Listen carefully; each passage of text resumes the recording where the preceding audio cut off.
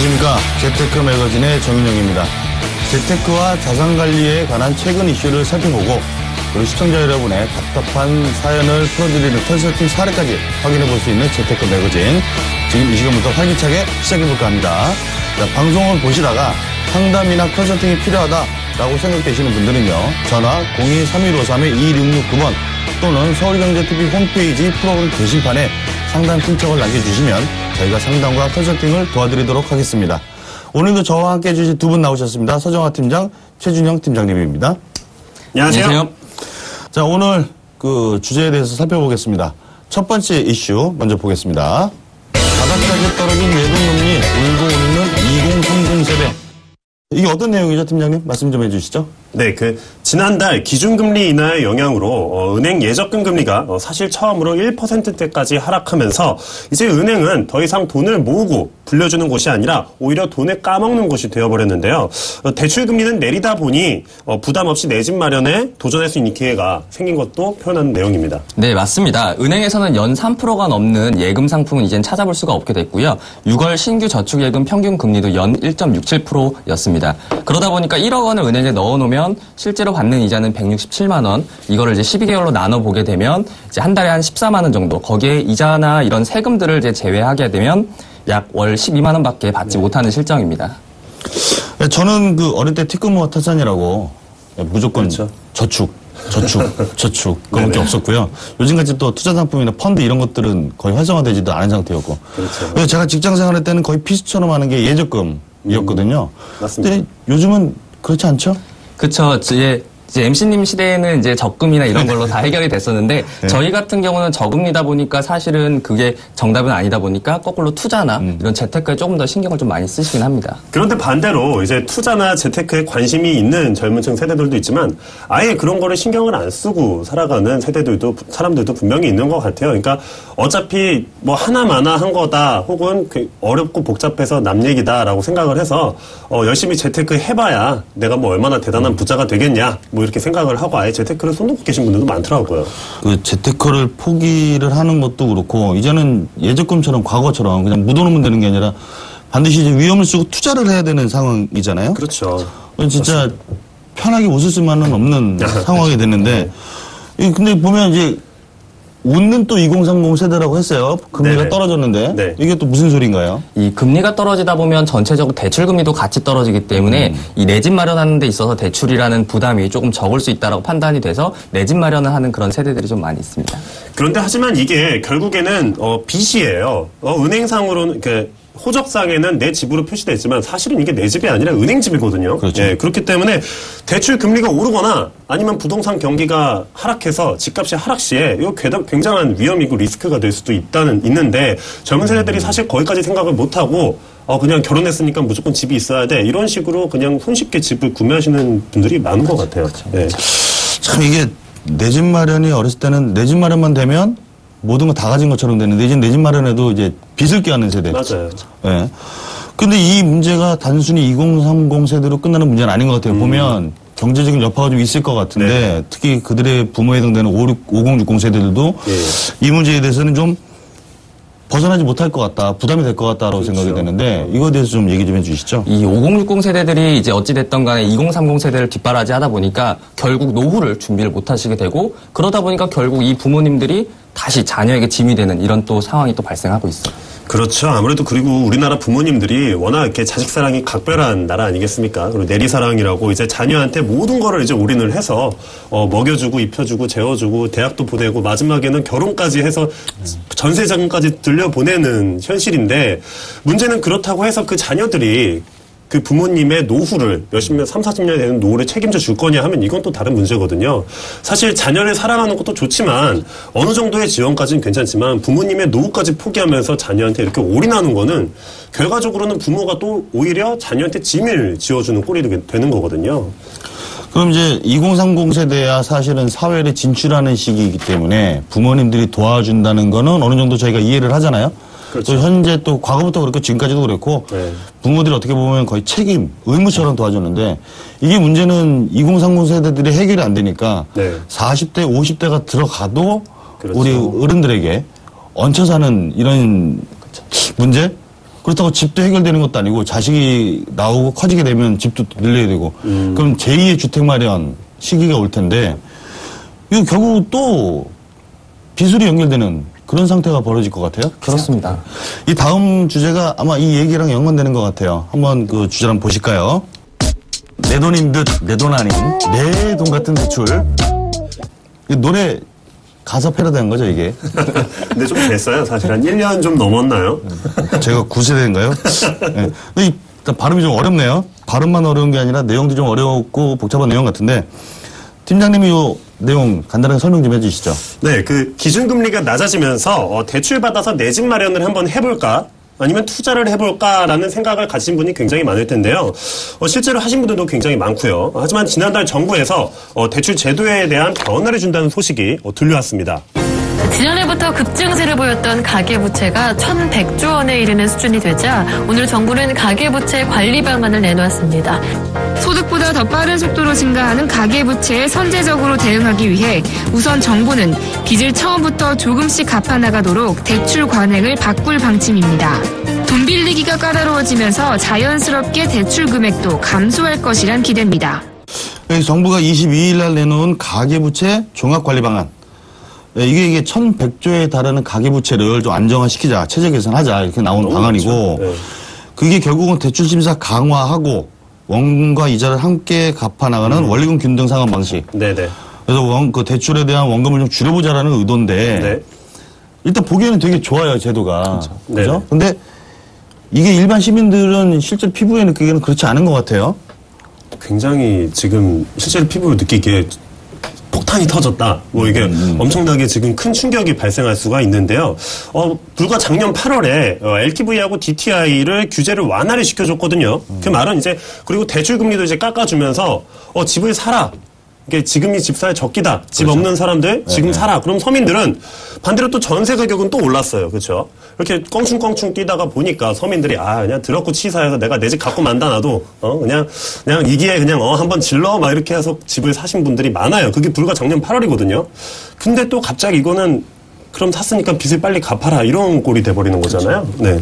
그럼 여러 가지 이제 방안이 많이 나왔어요, 그죠? 그렇죠. 근데 그 중에 저희가 피부로 느낄 수 있고 가장 네. 문제가 되는 거 몇 가지만 좀 체크를 해볼까 하는데 자, 일단 한번 첫 번째 거 보시죠. 자, 일단 대출 심사가 까다로워진다. 뭐 좋은 거 아닌가 싶은데 이거 좀 잠깐 얘기 좀 해주시죠. 이게 기존에는 이제 LTV랑 DTI로 이제 그 바탕으로 이제 대출 한도를 산출했다면은 이제 변경 후에는 이제 상환 능력 중심으로 대출을 이제 심사하다 보니까 그런 부분들이 좀 까다로워졌죠. 과거에는 사실 LTV를 위주로 많이 했죠. 그러니까 네네. 물건을 위주로 많이 했는데 이제는 DTI 상환 능력 위주로 바꾸겠다는 얘기잖아요. 그렇죠. 근데 이거 좋은 거 아닌가요? 이렇게 되면? 이게 앞으로는 아무리 우량 담보를 이제 그 담보로 설정을 해도 소득 증빙이 안 되면은 대출이 안 된다는 이야기죠. 아무래도. 어떻게 보면 그건 맞는 말 같아요. 우량 담보를 제공해도 내가 빚을 못 갚으면 실제로 대출 받은 사람도 연체를 하거나 해서 네네. 뭐 나라에 아니면 은행에 뭐 이렇게 뺏길 수도 있는 거를 막기 위해서 상환 능력을 본다. 이거는 얼핏 보면 좋은 얘기 같은데 이게 뭐가 문제였을까요? 이제 그 맞는 말이지만 근데 현재 신용카드 사용액 그리고 최저 생계비 등 소득 인정 범위가 넓습니다. 하지만 변경 후에는 소득 증빙 서류만 원칙적으로 인정을 한다는 말인데 이게 무슨 말이냐면은 소득 증빙이 힘든 사람들은 대출 신청이 힘들어진다는 거예요. 내가 그러니까 굳이 직장 생활을 하지 않더라도 이제 자영업을 하시는 분들이나 아니면 부수입이 있으신 분들이 있는데 이런 분들 같은 경우에는 소득 증빙이 어려워져서 그만큼 상환 능력이 있음에도 불구하고 대출 상환 심사에서 떨어지는 경우가 생긴다는 거죠. 네, 상환 능력을 보고 대출을 해준다. 좋은 얘기라고 저는 생각을 해요. 네, 맞죠. 근데 이게 자산가들이나 소득이 완벽하게 있거나 고소득 이런 거 다 괜찮은데 그렇죠. 서민층 뭐 기타 소득이나 아니면은 뭐 4대 보험이 안 되거나 소득 증빙이 안 되거나 하다못해 소득세를 안 내시는 분들 네네. 요즘 생계가 어려우니까는 다들 맞벌이 또는 부업 이런 것 때문에 소득이 발생이 안 되는 그렇죠. 이런 것들은 그럼 해결이 안 된다는 얘기잖아요. 그렇죠. 그죠? 그러면 요게 지금 이 내용이죠. 이 내용. 광범위하게 인정했는데 소득 증빙 서류를 원칙적으로 했는데 이거 맞는 네, 말씀이죠. 그렇죠. 맞습니다. 이게 지금 까다로워진 거죠. 그렇죠. 네. 근데 제가 봤을 때는 지금 이거는 저는 좋게는 봅니다. 무작정 대출을 받는 것보다는 상환 능력을 본다는 거. 근데 제가 봐서는 원칙적으로 맞는 말이죠. 그죠, 원칙적으로 맞는 말이죠. 근데 문제는 저는 이제 다음 주제가 더 문제라고 봐요. 그렇죠. 이 가장 큰 문제라고 보는 게 일단은 대부분 이제 원금 균등이나 원리금 균등보다는 뭐 거치 기간을 활용한다든지 네. 아니면 만기에 일시 상환을 했거나 네. 이렇게 하셨는데 이제 이렇게 되면은 대출을 받아서 이자만 계속 내시던 분들이 원리금을 균등 분할하게 되면은 그거를 계속 내야 되는 금액이 커지다 보니까 이제 대출 상황에 대한 압박이 더 커질 수밖에 없고요. 심한 경우에는 집을 되려 다시 파셔야 되는 상황이 발생할 제일 수밖에 큰 없습니다. 문제죠. 그렇죠. 이거 그럼 대충만 생각해도 이자만 갚다가 원리금까지 같이 갚아라. 네네. 상당히 부담이 늘어날 것 같아요. 예. 근데 다 이제 우리 시민분들도 우리 시청자분들도 다 알고는 있고 예상을 하는데 도대체 얼마나 늘어났는지 이거 좀 예를 들어 좀 정확하게 좀 설명을 좀 해주시죠. 이 예를 들면 1억을 만기일시 상환으로 대출을 받을 경우 그 대출 금리가 4%일 경우에요. 월 상환액은 약 33만 원 정도가 됩니다. 그런데 10년 만기 원리금 균등으로 하면 월 상환액이 33만 원에서 100만 원으로 늘어나 버립니다. 이게 만약에 1억이 아니라 2억이라면은 한 200만 원씩 납부를 하시게 돼야 되는데요. 그러면은 내가 상환하는 게 100만 원, 200만 원씩 늘어났는데 내 월급도 똑같이 100만 원, 200만 원씩 늘어나면 얼마나 좋겠습니까마는 그게 아닌 게 현실이잖아요. 난리가 나는 거죠, 이게 갑자기. 그렇죠. 이자를 갚을 때보다도 원리금 갚으면 뭐 작게는 2-3배, 많게는 한 6-7배까지. 네. 그럼 뭐 사람도 죽으란 얘기고. 지금 문제는 이게 있는 사람들이 아니잖아요, 저희가. 그러다 보면 이제 전세 난민, 특히나 네. 신혼부부들 이런 사람들이 이제 큰 피해를 볼 것 같은데. 당장 저부터도 고민인데, 다행히 이제 그래도 뭐 당장 내물을 실행하겠다는 건 아니고, 네. 네, 뭐 예정이라고 하니까. 네. 근데 이거를 뭐 탓하고만 있을 수는 없잖아요. 저희가 그렇죠. 뭔가 준비를 해야 되는데, 그럼 지금부터라도 이 부채 상황에 좀 세워야 될 것 같아요. 뭐부터 시작해야 될까요, 이거를? 그렇죠. 이제 뭐 손 놓고 있다가 당하느니 이렇게 정책이 나왔을 때 이럴 예정이라고 할 때 발빠르게 먼저 준비하고 점검하는 자세가 필요합니다. 그리고 뭐 태풍이 올 때 하다못해 지하실에도 숨어야지 밖에서 멀거니 구경하고 있으면 난리 나잖아요. 네. 대출을 받은 사람은 특히 반드시 준비를 해야 되고 앞으로 내 집 마련을 하려는 분들도 미리 지출 관리를 해야 되는데 이제까지는 그냥 단순히 내가 수입 지출을 그냥 계획 없이 그냥 썼다면 앞으로 내가 정확히 얼마를 벌고 그리고 내가 얼마를 쓰고 그럼 내가 상환을 이만큼 했을 때도 우리 가계 경제에 문제가 없는지 그렇죠. 한 번씩 지금이라도 꼭 짚어봐야 된다고 생각을 합니다. 다시 한번 강조드리자면 네. 역시나 수입 지출 관리가 가장 중요하다는 걸 말씀드릴 수 있겠습니다. 그렇죠. 네. 그러니까 예전에는 내가 얼마까지 받을 수 있나, 한도를 봤다면 이제 내가 얼마까지 갚을 수 있나.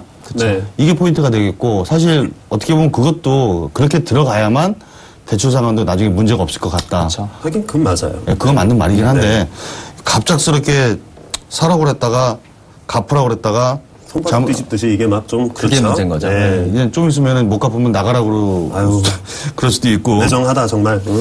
그렇죠. 일단 지금까지 금리 하락이 끼치는 영향, 울기도 하고 웃기도 하고, 그리고 가계부채 방안, 이 가정경제에 미치는 영향에 대해서 좀 알아봤는데, 네네. 이 두 가지 주제에 대해서 오늘 그 최준영 팀장님이 이 보고만 있을 수는 없잖아요. 그렇죠. 어떻게 대처해야 되는지 그 대처 방안을 좀 간략하게 좀 팁을 좀 알려주시죠. 네, 우리가 지금 이 시간에 2030 세대 재테크 앞으로 이제 포기하지 않고 어떻게 해야 되는지 그리고 대출 제도가 변경하는 거에 있어서 우리가 준비해야 될 건 없는지 이런 방안에 대해서 우리가 토의를 해보지 않았습니까? 첫 번째로 적극적인 재테크를 통해 자산을 모아야 되겠습니다. 우리 2030 세대들 어렵다고 포기하지 마시고 내가 별게 아니더라도 관심을 갖고 남이 내 통장에 돈 넣어주는 거 아니잖아요. 열심히 재테크를 해서 자산도 모으시고 그리고 이제 지금 대출을 받으신 40대 50대 분들은 계획적인 자금 운용을 통해서 수입 지출 관리를 정확히 하고 내가 이렇게 정책이 바뀌었을 때 피해가 있을지 아니면 있더라도 최소한으로 막을지는 지금 점검을 해보고 얼마나 준비를 잘 하느냐에 달린 것 같습니다. 예, 이제는 예적금만으로 돈 모으기 힘들고 대출 관리가 재테크의 기본적인 시대가 돼버렸습니다. 네. 예, 이럴 때일수록 현명한 투자로 인해 여유로운 인생을 좀 맞이하셨으면 좋겠고요. 이 다음으로는 아파트 입주 자금 대출로 고민하는 가족. 이 사례에 대해서 준비가 되어 있으니까요. 같은 고민을 하시는 분들도 방송을 보시면서 좀 도움을 받으셨으면 좋겠습니다. 네, 이번에는 시청자의 고민을 해결해보는 재무 컨설팅 시간입니다. 그 방송을 보시다가 재무 상담이나 컨설팅이 필요하다라고 생각되시는 분들은요, 아래에 나가고 있는 전화 또는 서울경제TV 홈페이지 게시판에 상담 신청 남겨주시면 저희가 상담과 컨설팅을 도와드리도록 하겠습니다. 예, 오늘 사연, 아파트 입주 자금 대출로 고민하고 있는 가족 이야기라고 하는데요. 네. 팀장님, 설명 좀 해주시죠. 제가 좀 이제 사연을 읽어야 되니까. 예, 예. 안녕하세요. 서울에 살고 있는 40대 주부입니다. 내년 2월 전세 만기를 앞두고 있는데요. 요즘 계속 전세 가격이 올라가서 작년에 투자 목적으로 분양받은 아파트에 입주를 하려고 합니다. 현재 전세금으로 잔금을 치르고 나면 자금이 부족해서 대출을 받아야 될 것 같습니다. 그런데 내년부터 대출 상환 조건이 바뀐다고 해서 아주 걱정입니다. 이 상황을 어떻게 해야 될까요? 이렇게 상담을 청해 오셨습니다. 네. 네, 최근 몇 년 동안 전세 자금이 계속 치솟았고요. 그리고 그렇죠. 또 거기다 금리도 낮아졌고, 또 아까 말씀드린 것처럼 사는 게 좋다, 적기다라는 걸 믿고 네. 내 집 마련을 하신 분들이 많았어요. 근데 네, 이제 문제는 곧 관리 방안, 네. 대출 상환 방법 변경이죠. 이 얘기를 듣고 나니까 좀 당황하시는 분, 황당하고 지금 열받는 분들 굉장히 많았는데, 네네. 이분도 이제 그런 케이스죠. 그렇죠. 예. 그렇죠. 근데 이분 그 상담 저희한테 의뢰가 오셨을 때 한번 재무 상태를 한번 점검을 해보죠. 자, 네. 보시면 현재 상황입니다. 지금 계약금 5천만 원 있다면 현재 지금 살고 있는 전세자금 2억 5천만 원. 입주할 분양 아파트의 가격이 5억이고 지금 현재 계약금 들어갔으니까 2억 5천을 이제 나눠서 들면 2억 5천 중에 잔금 1억 쓰고 결국 부족하니까 중도금 3억 5천 중에 약 2억에 해당되는 금액을 맞습니다. 대출이 받아야 된다. 이번 현금 사례, 현금으로 한번 보시죠. 예, 급여는 420만 원, 생활비가 230. 이게 일반 지출이 문제인데 이분 같은 경우는 보니까 자녀 학원비를 한 50만 원 정도 쓰고 계셨어요. 근데 문제는 이 보험이 한 60만, 70만 원 이상. 그것도 저축성도 아니고 보장성 뭐 굉장히 많이 들어가잖아요. 저축도 70만 원인데 말 그대로 투자가 아니라 이 분양받은 아파트 입주하려고 안전하게 모으다 보니까 거의 예절 금액에 돈을 막 모으고 계시는 이 상태세요. 결국 그거죠. 이분이 저희한테 물어보신 거. 2억 원 대출받아 내 집 마련 괜찮을까요?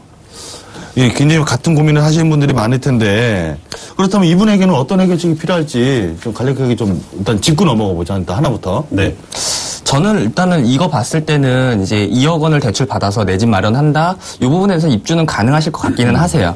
왜냐면은 일단은 뭐 만약에 10년을 상환하면 물론 한 2억이니까 200만 원 정도는 이제 해야 될 수 있겠지만 원리금 일대죠. 네, 그렇죠. 네. 15년을 상환하거나 만약에 20년을 상환하면 15년 상환하면 대략 한 뭐 150만 원 정도, 그다음에 뭐 한 20년 정도 상환을 하신다 그러면 뭐 한 120만 원 정도. 이렇게 보시면 아까 저축을 따로 모으셨는데 70만 원 있으시니까 네, 네. 지금 20년으로 상환을 예정을 잡고 하시면 입주도 가능하실 것 같아요. 그리고 대신에 다만 반드시 지출 관리를 하셔가지고 지금 아까 이제 일상 생활비 외에 나머지 부분 이제 뭐 금액에서 이제 뭐 보험 다이어트라든지 지금 보험료가 70만 원 정도 내시니까 그 부분을 좀 다이어트를 하셔야 될 것 네, 같고 네. 그 외에 잡비나 뭐 물론 학원비 분명히 중요하긴 하지만 그런 지출 부분도 분명히 다이어트가 필요하실 것 같아요. 그래서 그런 것들을 하고 나시면 결과적으로 이제 계획을 좀 철저히 세워 놓으시면은 네. 충분히 입주는 가능하실 것 같기는 하세요. 그러니까 대출 상환 계획을 세우라는 얘기는 결국은 내가 얼마나 갚을 수 있는지부터 체크를 해봐라. 그렇죠. 이 얘기인데 자 그렇게 해서 만약 입주를 했어요. 네.